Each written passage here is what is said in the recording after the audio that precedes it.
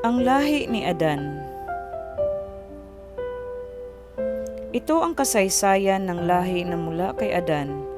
Nang likhain ng Diyos ang tao, ginawa niya ito ayon sa kanyang larawan.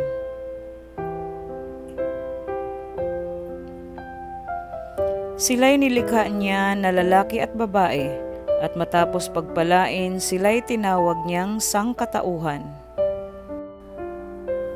Si Adan ay 130 taon nang maging anak niya si Seth na kanyang kalarawan. Nabuhay pa siya ng 800 taon at nagkaroon pa ng mga anak na lalaki at babae. Namatay siya sa gulang na 930 taon. Si Seth ay 105 taon nang maging anak niya si